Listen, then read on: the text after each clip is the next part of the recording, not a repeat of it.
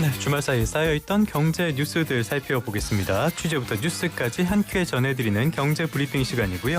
오늘은 고은희 한국경제신문 기자와 함께하겠습니다. 기자님 나와 계십니까? 네, 나와 있습니다. 안녕하세요. 네, 안녕하십니까. 허란 기자 대신에 이제 앞으로 이 브리핑을 대신 해주시는 거죠? 네, 맞습니다. 예, 앞으로 많은 기대하면서 부탁드리도록 하겠습니다. 자, 먼저 첫 번째 이슈부터 살펴보죠. 스페이스X 주말 사이에 굉장한 이슈가 됐었는데요. 상장 첫날에 아주 성공적인 데뷔전을 치른 것 같아요. 네, 스페이스X가 지난 12일 현지 시간으로 금요일에 나스닥에 상장했습니다. 공모가는 주당 135달러였는데요. 첫날 종가는 160.95달러였습니다. 공모가보다 19.22% 오른 겁니다. 장중에는 30% 넘게 오르기도 했습니다. 시가총액도 2조 달러를 넘었습니다. 우리 돈으로 2,700조 원대입니다. 단순히 새로운 기업이 상장했다는 수준을 넘어서요. 미국 증시 안에서도 주요 대형 기술주와 비교되는 기업 가치를 인정받은 겁니다.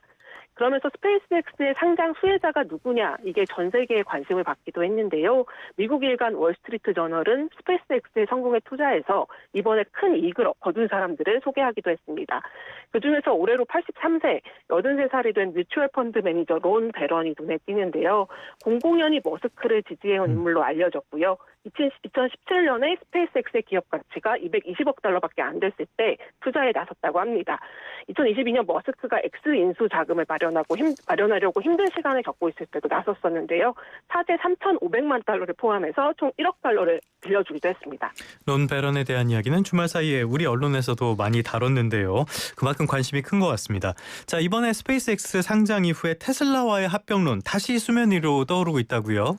네, 맞습니다. 스페이스X의 2인자인 그윈 쇼트의 사장이 합병 가능성을 최근에 언급했는데요.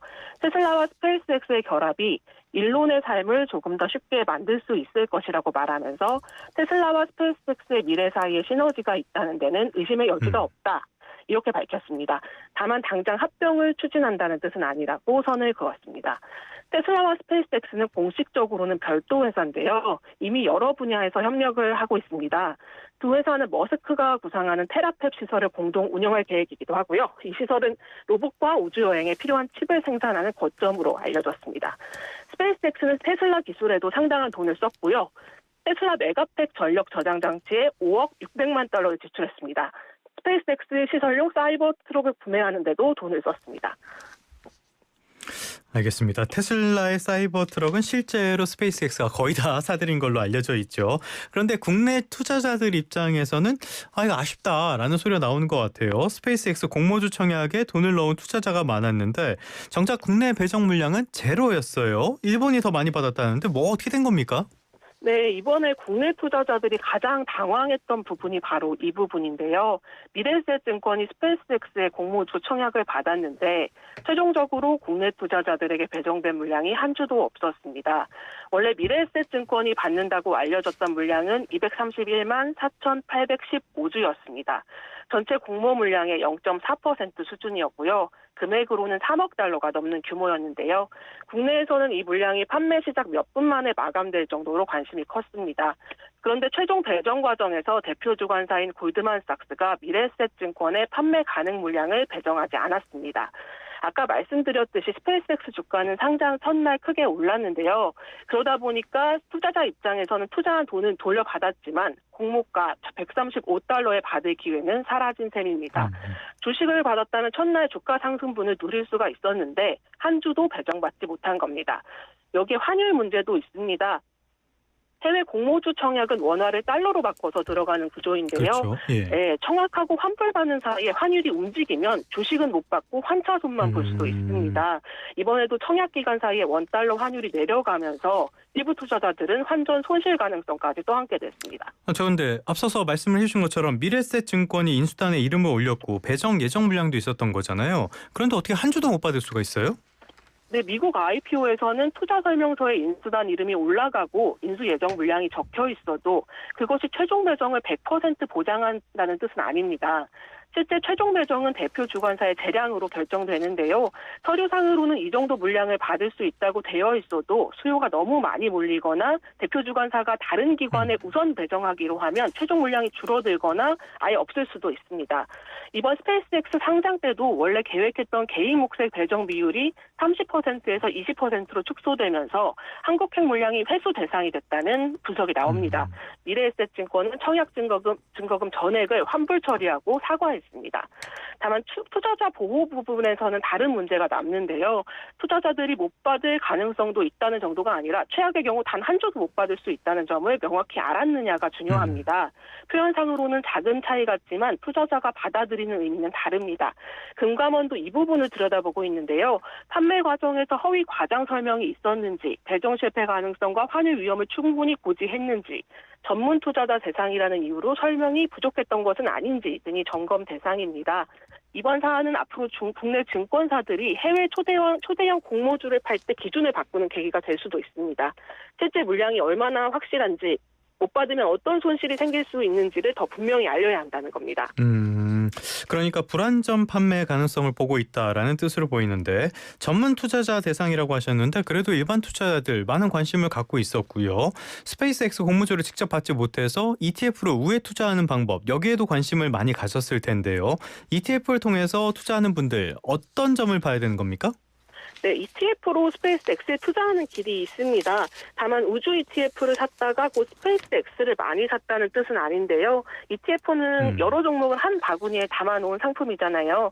그 안에 스페이스X가 실제로 얼마나 들어있는지부터 좀 따져봐야 하고요. 또 중요한 건 얼마에 담았느냐입니다. 스페이스X 공모가는 $135였는데 네. 상장 첫날 주가가 크게 올랐죠. ETF가 공모가로 물량을 받았다면 이제 출발점이 유리하지만 상장 뒤 오른 가격에 샀다면 투자자는 이미 오른 가격을 기준으로 그렇죠. 들어가게 되는 셈입니다.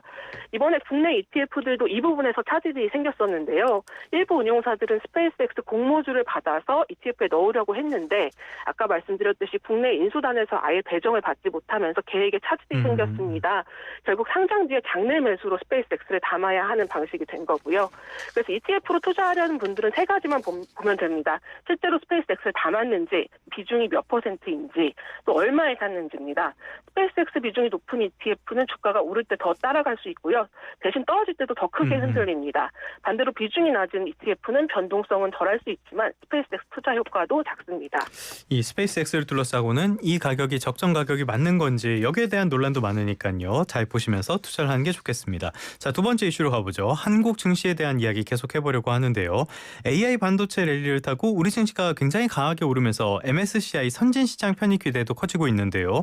우리는 이미 경제 구조로 봤을 때는 선진국이잖아요. 그런데 여전히 증시는 이머징 마켓이란 말이에요. 왜 아직도 신흥시장으로 이렇게 분류되는 겁니까? 네, 이 부분은 쉽게 말하면 경제 규모는 충분한데 외국인 투자자가 들어오고 나가는 과정에서 불편한 점이 아직 남아있다는 게 문제입니다. MSCI는 경제 규모만 보지 않고요. 외국인 투자자가 그 나라 주식을 얼마나 편하게 사고 팔 수 있는지, 돈을 넣고 빼는데 불편이 없는지, 환전과 공매도, 배당, 공시제도가 국제 기준에 맞는지를 봅니다. 한국은 1992년에 MSCI 신흥시장 지수에 들어갔습니다. 2008년에는 선진시장 편입 후보군인 관찰 대상국에 올랐던 적도 있는데요. 결국 승격되지 못했고 2014년에는 관찰 대상국에서도 빠졌습니다. 근데 가장 큰 이유는 시장 접근성이었습니다. 외국인 투자자 그렇죠. 등록 절차, 원화 환전, 공매도 규제, 영문 공시 부족 같은 것들이 계속 걸림돌이 됐습니다. 올해 MSCI의 시장 분류 심사는 오는 24일 새벽으로 예정돼 있는데요. 올해 기대감이 다시 살아난 이유는 크게 두 가지입니다. 하나는 정부가 제도 개선을 추진하고 있고요. 외환시장 운영 시간을 늘리고 외국인 투자 절차를 간소화하고 영문 공시를 확대하는 조치가 진행되고 있습니다. 또 다른 하나는 한국 증시 자체가 AI 랠리의 핵심 시장이 됐기 때문입니다. 하지만 당장 선진 시장에 바로 들어가는 건 쉽지 않습니다. 보통은 먼저 관찰 대상국, 즉 대기 명단에 먼저 올라야 합니다. 그 뒤로 최소 1년 이상 제도 개선 효과를 검증받고 실제 편입까지는 시간이 더 걸립니다. 그래서 이번에 중요한 건 바로 승격되는지 여부라기보다 한국이 다시 관찰 대상국에 오를 수 있느냐입니다. 자, 그런데요. 많은 분들이 MSCI 선진시장에 들어가면은 증시가 굉장히 좋아질 거다 이런 기대감을 하는 거 갖고 있는 것 같은데 맞습니까? 네, 맞습니다. 근데 장기적으로는 호재에 가까운데 단기적으로 봤을 때는 그렇게 단순하지는 않습니다. MSCI 지수는 전 세계 큰 자금들이 참고하는 투자 지도 같은 겁니다. 글로벌 연기금이나 자산 운용사들은 신흥국 지수에는 얼마, 선진국 지수에는 얼마 이런 식으로 돈을 나눠 넣습니다. 한국이 선진시장으로 올라가면 선진국 지수를 따라가는 자금은 한국 주식을 새로 사야 합니다. 그래서 장기적으로는 외국인 자금 유입, 코리아 디스카운트 완화, 시장 신뢰도 상승을 기대할 수 있습니다. 하지만 동시에 빠져나가는 돈도 있는데요. 한국은 지금 MSCI 신흥시장 지수 안에서 비중이 큽니다. 한국이 선진시장으로 옮겨가게 되면 신흥국 펀드들은 한국 주식을 팔아야 합니다. 네. 반대로 선진국 펀드들은 한국 주식을 사야 하고요. 파는 돈과 사는 돈이 동시에 생기는 겁니다. 한국이 MSCI 선진국 지수에 최종적으로 편입이 되면 국내 증시에 최소 50억 달러에서 최대 360억 달러 수준의 외국인 투자 자금이 순유입될 수 있다고 증권가에서는 추정하고 있는데요. 이 폭이 큰 이유는 실제 지수 편입 비중과 추정 자금, 리밸런싱 방식에 따라서 계산이 달라지기 때문입니다. 그래서 MSCI 선진시장 편입은 발표되면 이제 바로 주가가 오른다 이런 이벤트가 아니고요. 기대감이 먼저 주가에 반영될 수도 있고 실제 편입 과정에서는 리밸런싱 매물이 나오면서 변동성이 커질 수도 있습니다. 단기보다는 장기의 이벤트일 수 있겠네요. 특히 지금 우리 시장은 워낙 쏠림 현상이 강하기 때문에 여러 가지 측면에서 지켜봐야 될 것 같습니다. 끝으로 요즘 뜨거운 시장이죠. 부동산 시장의 청약제도 변화도 한번 짚어보도록 하겠습니다. 민영주택에도 신생아 특별 공급이 새로 생긴다고 하는데 이거는 누가 신청할 수 있고 물량은 어느 정도나 되는 건가요? 네, 이번 제도 개편의 핵심은 출산 가구에게 별도의 청약 물량이 생긴다는 건데요. 국토부가 주택 공급에 관한 규칙을 고쳐서 15일 오늘부터 민영주택 신생아 특별 공급을 새롭게 시행하기로 했습니다. 대상은 만 2세 미만 자녀가 있는 가구입니다. 태아와 입양 자녀도 포함됩니다. 지금까지도 신생아 가구 우선 공급은 있었습니다. 다만 신혼부부 특별 공급이나 생애 최초 특별 공급 안에 일부 물량이 들어가 있는 방식이었습니다. 그러다 보니까 결혼한 지 7년이 지난 부부는 실제로 아이가 있어도 신혼부부 특공 자격을 얻기 어려웠는데요. 네, 이번에는 민영주택 특공 물량 중에 10%를 신생아 특공으로 다 따로 떼어냅니다. 혼인 여부나 결혼기관과 관련이 없이 모집 공고일 기준 만 2세 미만 자녀가 있으면 신청할 수 있게 되는 겁니다. 공급 방식도 소득 수준에 따라 나뉩니다. 우선 공급 50%, 일반 공급 20%, 추천 공급 30%로 배분이 되고요. 소득이 낮은 출산 가구에 먼저 기회를 주되 일부 물량은 추천으로도 열어두는 구조입니다. 저 말씀하신 것처럼 신생아 특별 공급이라 그래서 뭐 당첨의 기회가 굉장히 넓어지는 것 같은 이미지가 있었는데 말씀을 듣고 나니까 꼭 그렇지는 않은 것 같네요. 네, 당연히 신생아 특공이 생겼다고 이제 당첨이 보장되는 건 당연히 아니고요. 물량이 민영주택 특공 중에 10%고 인기 지역에서는 경쟁이 여전히 치열할 수밖에 없습니다. 또 따져봐야 할 것들이 많은데요. 무주택 요건, 청약 통장 요건, 소득 자산 기준, 해당 지역 거주 요건을 모두 확인해야 합니다. 내가 자격이 되는지, 해당 단지의 실제 물량이 얼마나 나오는지, 소득 자산 기준을 넘지 않는지, 분양가 대출 부담을 감당할 수 있는지를 반드시 확인해야 합니다. 이번 개정에는 지방 관련 내용도 들어갔는데요. 지자체가 기업을 유치하거나 인구를 늘리기 위해 이전 기업 종사자와 지방 이주자에게 특별 공급을 더 빠르게 할 수 있도록 절차를 간소화했습니다. 지역에 일자리를 만들고 그 근로자들이 정착할 수 있게 주거 지원을 붙이는 취지입니다. 알겠습니다. 주말 사이에 쌓여있던 경제 뉴스들 고은희 한국경제신문 기자와 함께했습니다. 다음 주에도 부탁드릴게요. 네, 고맙습니다.